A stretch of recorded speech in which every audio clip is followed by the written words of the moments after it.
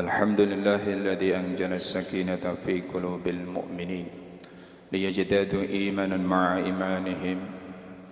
أشهد أن لا إله إلا الله وأشهد أن محمدا عبده ورسوله لا نبي بعد. اللهم صل وسلم وبارك على سيدنا محمد وعلى آله وأصحابه أجمعين. أما بعد.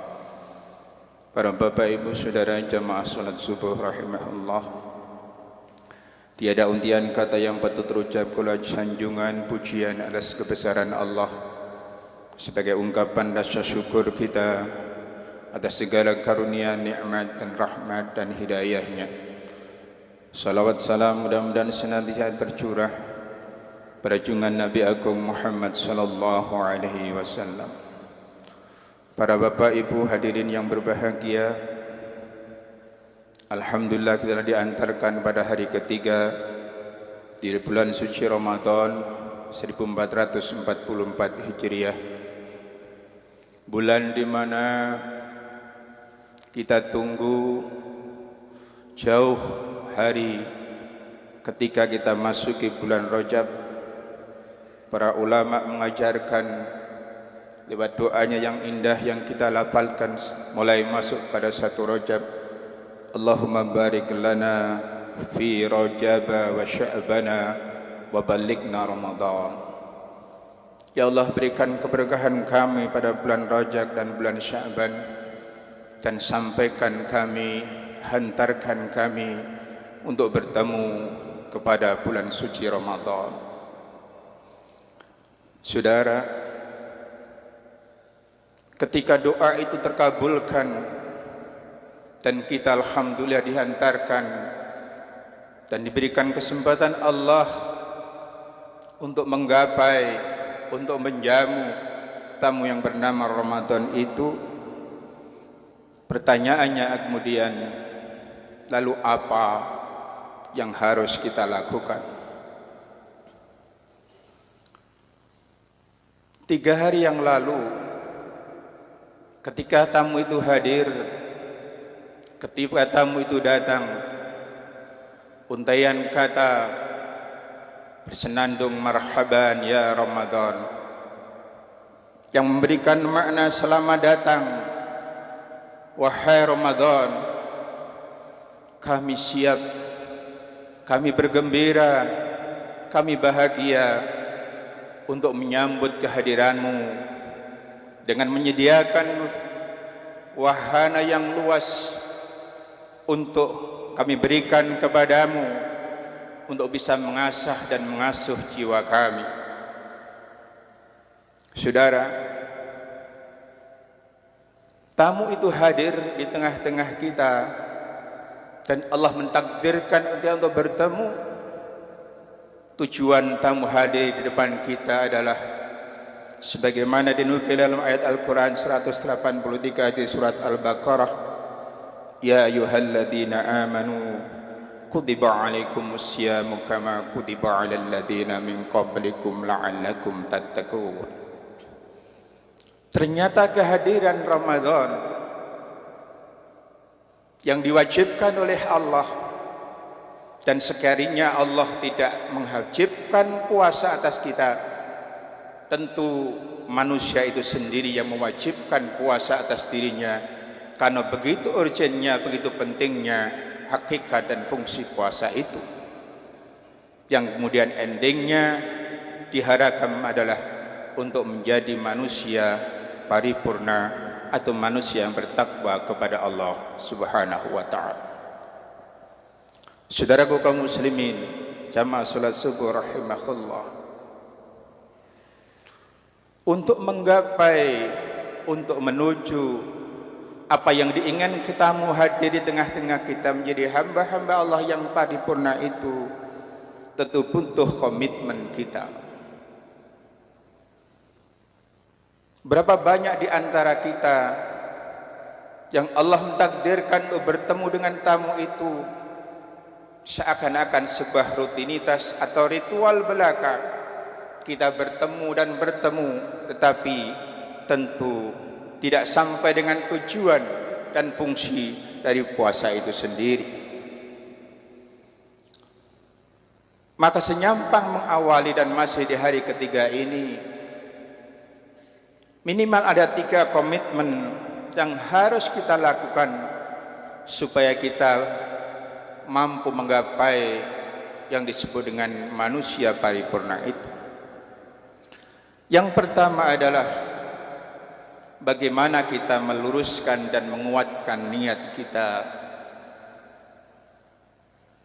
Saudara, literatur hadis kita mengatakan bahwa syarat sahnya segala amal kita tergantung dari niat dari kita, apa yang kita lakukan itu.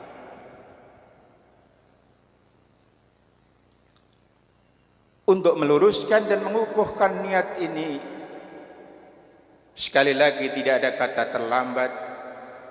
Jikalau sudah benar maka kita perbaiki dan kita selalu memperbaharui niat itu. Sekali lagi, niat menjamu kehadiran tamu itu tidak lain adalah semata-mata menghadap ridha Allah Subhanahu wa taala.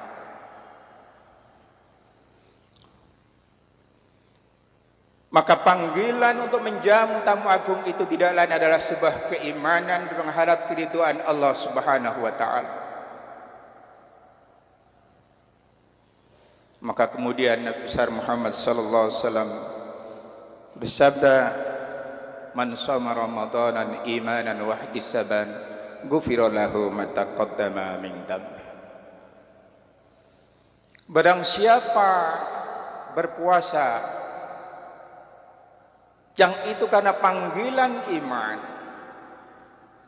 bukan karena variabel yang lain, bukan karena tujuan-tujuan yang lain, dan mengharapkan ridha Allah, maka Allah akan mengampuni dosa-dosa hamba itu. Tentu sama seperti kita, jikalau ada tamu kemudian kita gugup menyambut kehadiran tamu itu, maka ternyata semua berpulang pada niat penyambutan kita itu. Apakah karena kita kepingin disanjung oleh lingkungan bahwa kita dermawan, atau dengan tujuan-tujuan lain? Tentu yang paling indah adalah bagaimana kita menjamu tamu itu, merawat tamu itu, hanya minta keridhaan Allah Subhanahu wa taala. Saudaraku kaum muslimin sidang Jumat yang berbahagia, setelah niat kita benar, setelah kita menguatkan niat kita dalam menjalankan puasa ini, maka langkah yang kedua adalah optimalisasi amal. Jika niatan kita menjamu tamu sudah benar, tentu apa yang kita lakukan, setiap aktivitas yang kita lakukan supaya tamu itu menjadi bahagia, supaya tamu itu menjadi senang karena jamuan kita itu.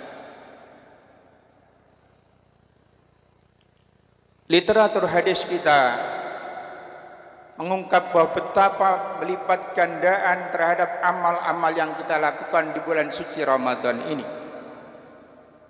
Yang sunnah tercatat sebagai yang wajib akan dikat gandakan pahalanya. Maka tentu ini bagian penting dari kita adalah bagaimana masing-masing kita untuk berusaha memaksimalkan kita menjamu tamu di bulan suci Ramadan tahun ini. Ada 2 hal. Yang pertama tentu berkaitan dengan ubudiyah kita dengan Allah Subhanahu wa taala. Maka kemudian di bulan suci Ramadan, masjid-masjid, surau-surau, maka peribadatan penuh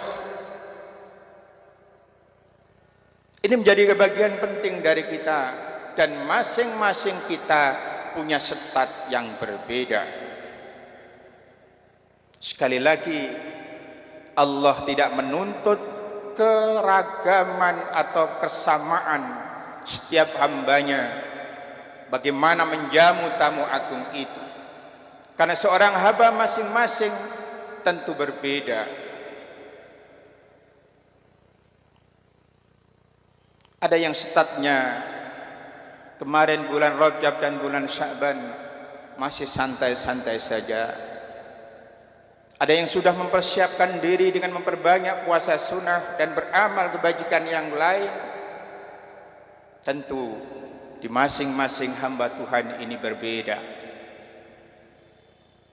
Maka sekali lagi, cara mengoptimalkan amal adalah sesuai dengan kapasitas dan kemampuan kita masing-masing. Betapa sulitnya di satu sisi hamba Allah yang latihan untuk rukuk dan sujud di keheningan malam yang tidak pernah dilakukan sebelum bulan suci Ramadan. Tetapi di lain pihak, begitu girah dan semangatnya tumbuh berlipat ganda untuk qiyamul lail, karena di bulan-bulan sebelumnya sudah menjadi kebiasaan kedekatan dirinya kepada Tuhan Sang Pencipta untuk rukuk dan sujud kepadanya.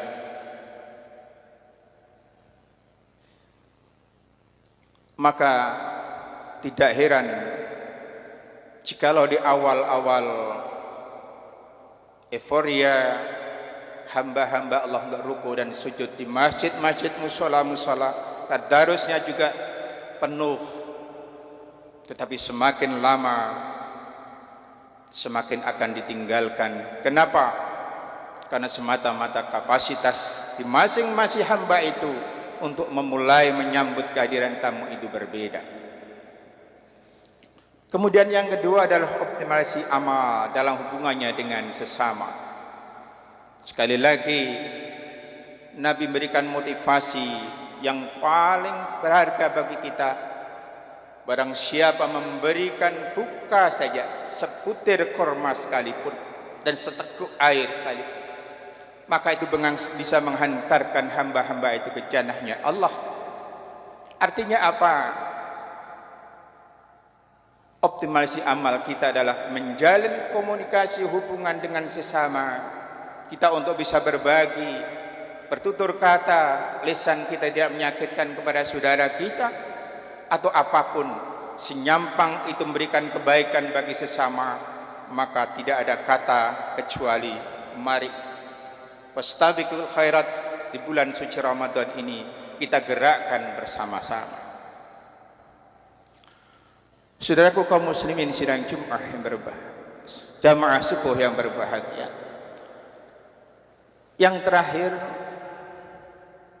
niat sudah benar, amal kita sudah optimal. Langkah yang ketiga adalah senantiasa merengek berdoa kepada Allah Subhanahu wa taala. Jangan ada rasa ujub, jangan ada rasa sombong bahwa kita mampu untuk menyelesaikan Ramadan tahun ini. Karena sesungguhnya yang muncul dari lisan dan ucapan kita sering kita perabatkan la haula wala quwata illa billah, bahwa tidak ada kekuatan dari hamba-hamba ini, dari kita sebagai manusia itu, kecuali karena dikehendaki oleh Allah Subhanahu wa taala. Maka mari ketika kerongkongan kita kering karena kita haus lapar dengan puasa, salah satu tiga di antara doa yang tidak pernah ada hijab antara dirinya dengan Allah adalah doa yang disampaikan oleh hamba-hamba yang dalam keadaan puasa. Minimal ada dua, mohon kepada Allah mudah-mudahan kita diberikan kesehatan, kekuatan untuk mampu menjamu tamu yang bernama Ramadan ini.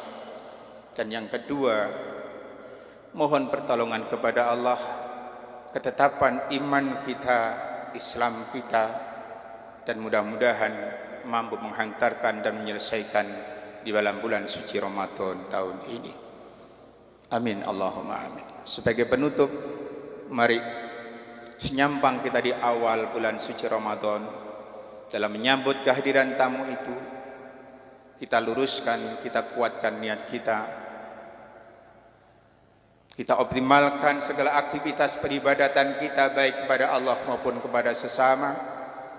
Dan yang ketiga, jangan sungkan-sungkan untuk merengek, memohon kepada Zat yang membuat kehidupan ini supaya kita dapatkan kekuatan untuk menjamu dan menjamin tamu itu, dan mudah-mudahan di akhirnya adalah la'alakum tattaqun, menjadi hamba-hamba Allah yang bertakwa kepada Allah Subhanahu wa taala. Al-Fatihah. Bismillahirrahmanirrahim. Alhamdulillah rabbil alamin. Allahumma salli wa sallim barik ala sayyidina Muhammadin wa ala alihi wa sahbihi ajma'in. Alhamdulillah rabbil alamin. Hamdan syakirin, hamdan na'imin. Ya Rabbana lakal hamdu kama yanbaghi jalalika al-karim wa 'azimi sultan. Rabbana zalamna anfusana wa illam taghfir lana warhamna lanakunanna minal khasirin. Allahumma innaka 'afuwun karim tuhibbul 'afwa fa'fu 'anna ya karim. اللهم ربنا تقبل منا صلاتنا وصيامنا وقيامنا ولجميع أعمالنا برحمتك يا أرحم الراحمين. رب اجعلنا مقيم الصلاة ومن ذريتنا ربنا تقبل دعاء. ربنا هب لنا من أزواجنا وذريتنا قرة أعين واجعلنا للمتقين إماما. ربنا آتنا في الدنيا حسنة وفي الآخرة حسنة وقنا عذاب النار. سبحان ربك رب العزة عما يصفون. سلام المرسلين الحمد لله رب العالمين.